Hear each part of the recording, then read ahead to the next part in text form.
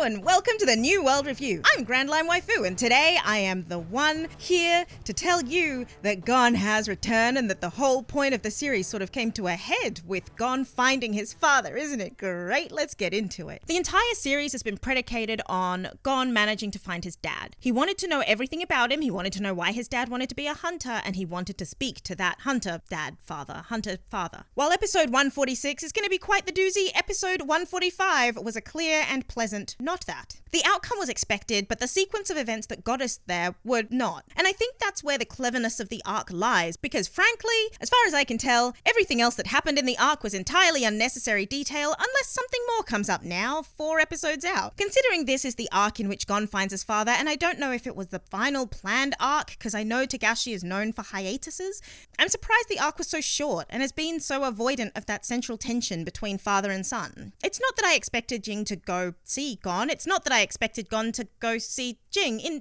been in a state of mummification until literally this episode. And you know, it makes sense that I would feel this disconnect, but also it doesn't make sense, really. We've so rarely had insight into Gon's feelings, why would we have insight into his father's? Why would Jing be more expressive of his thoughts than Gon? Because he's Kite's mentor? That doesn't seem likely. Besides, Gon is now a little kid. No, not Gon is a little kid. Gon is always a little kid. Kite is now a little kid. Besides, Kite is now a little kid. Goodbye to that arc, I guess? And while I really should spend more time prevaricating over the actual voting and discussing the tension between Pariston Ratman and his papa friend, I feel like that's pretty self-explanatory. We know Pariston should win because Leorio's reason for wanting to win is gone. Pariston was able to read Jing just as well as Jing could read him, both earlier and when Gon was healed, and we don't know at this point whether it was a ruse, but it's also the closest we've ever come in this series to Jing showing care for his son, however small and insignificant. So we'll take it, right? There's an interesting observation to be made about the fact that a lot of the room knew that something happened, but no one said anything about it. And even more to be said about the fact that Jing didn't move in response to it. The ways Jing has behaved about Gon to date suggest that he knew the state of his son, he knew why it had happened, and maybe he'd even sent the person to try to heal him, but that it hadn't worked. I think it's also interesting that in all of what's happened, Jing probably kept a close eye on how his son progressed, because if Jing has been on the association's board this whole time, he's been a part of the entire development of his son. Which raises another question for me. Why didn't Gon just look at the names of the people on the board? He clearly could have done so the entire time and didn't, which if, as someone on Twitter suggested, the reason the show is called Hunter x Hunter is because Gon is hunting for Jing, thus hunting Hunter?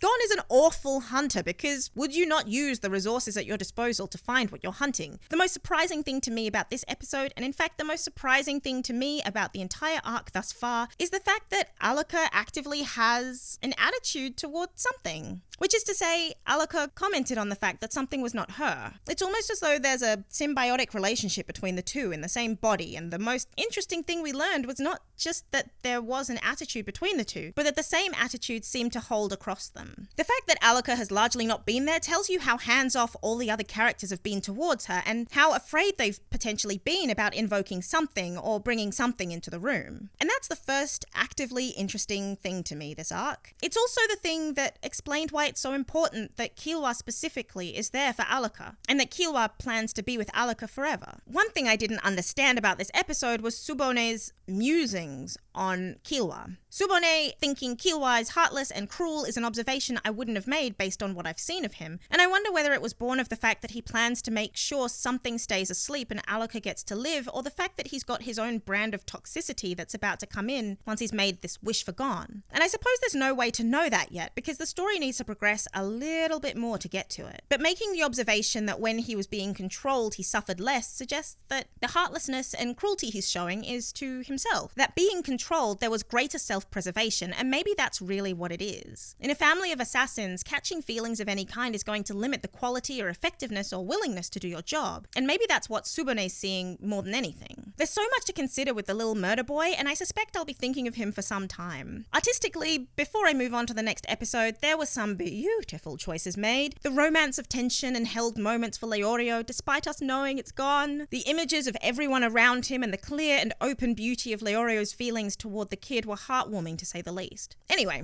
moving on to episode 146. As predicted, episode 146 was a doozy. A familial doozy, no less. Turns out I was wrong in 145, both with Alaka and some something's pronouns and in the understanding of them, and I really like that. I love having my expectations messed with. I love surprises, and the complexity involved with Alaka and something is one that had more subtle detail than I expected at this point in the arc. In fact, at this point in the show, I guess, it's not so much that we were treated to new information that would contribute to a need for more information. We were given some closure, which is very un-Togashi-like. Closure was something I feel like we first experienced with the ants, but even then we didn't get complete closure. We knew that the world kept turning, that things kept happening, and that we would expect to feel discomfort again soon. With this situation, it's not that the world is a better place, it's not that Illumi is going to be less of a Zoldyck, it's that Killua is going to look after his sibling, and that in itself is really beautiful. But more, we learned that Alaka isn't simply being carried along for the ride. Alaka and Something are compatible symbiotes, I guess. They're friends. They care for each other. And while Something was the one with powerful Nen, or magic, I kind of feel like it is here, it's with Alaka's blessing and awareness that it's used. And that's really quite important. Anything that Something is, Alaka is accepting of. Similarly, anything Alaka is, Something appreciates. Killua trying to protect his sibling in that case became a good question of which sibling he was protecting, and maybe speaks to what Tsubone was talking about in terms of being cruel, because he understood what Something was trying to do and who Something was. By sending Something away, Killua knew he was dooming Something to an unhappy existence, but he didn't know how much he was hurting Alaka by doing that. Because between them, Alaka, Something, and Killua are all the emotionally connected members of the family, or so we thought. For his mum to rescind the control she put on him, she had to have heard the situation that unfolded and choose to respond in an emotionally supportive way. Which is an interesting development, because I remember his dad way back seeming to assume that Killua would come around and come home eventually and just be a good little assassin. All these familial dynamics have been great to see in their own way, and while there's a huge element of found family, or seemingly found family, particularly with Leorio's influence, and the way Hisoka's tacked onto the Zoldyck family, though he suspiciously disappeared, the found family elements are a really enjoyable aspect of shows and anime like this, because a family you choose is going to have a more powerful influence than the family you're bound to, if that makes sense. Not more important, necessarily, but more powerful because of the explicit consent involved in choosing who you engage with, choosing who you trust, choosing who you love and care for. That's why we love a found family narrative. Especially when we look at them side by side like this. Gon wakes up and Leorio immediately dives for him, immediately shows his love and care and how afraid he was to lose his friend. Gon looks at the power his friend could wield and the story that took shape in the first arc. Knowing how important being able to help people was to Leorio became important here at the end, with Gon very simply saying, no, he shouldn't be here, he wants to be a doctor. Which not a single person asked, and even Leorio, because he wants to help people,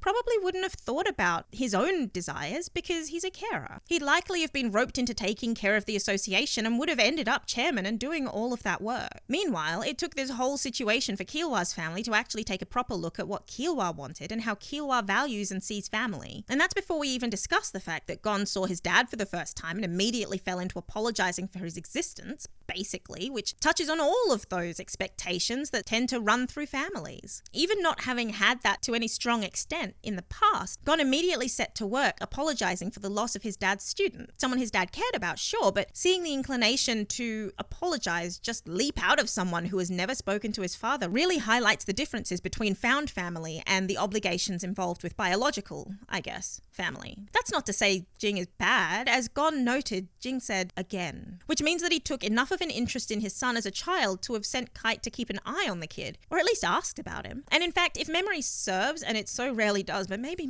this time, Kite turned up out of nowhere because he was hunting Jing, right? And if he was hunting Jing, that means Jing was in the area for Kite to have needed to pass and protect Gon. Even if Gon didn't know his father's whereabouts, it sounds very much like Jing kept an eye on his son. Absent doesn't necessarily have to mean uncaring, after all. Like he said, he's busy, but that doesn't mean he didn't do the work. Even the fact that he's willing to fight everyone in the hall because they're calling him a bad father, but still manages to make it to the door to say something soothing to his son, tells us that he's not changing his behavior on principle. The principle being that that is who he is, but that he shows care in his own way. And that last found family situation was Pariston. Pariston enjoyed sparring with Netero, so he wanted to win to prove he could. But he also knew he couldn't do the job Netero did, nor did he want to. Ultimately, despite the disappearing people and all of the other secrets and stories storylines that have not been explored. Pariston ceded the task to the person he knew would enjoy it and give it the respect it deserved. Our expectations were somewhat subverted there again, but not quite. Pariston simply wanted to win, not to hold power, which is very chaotically Hisoka in his own way. 146 was a lovely experience of connecting the dots, really, and I was surprised to find it so late in the game, so let's see what the last 2 episodes hold. But that's not for now, and I have to go watch them. So that's it from me. If you enjoyed the found family trope as much as I do,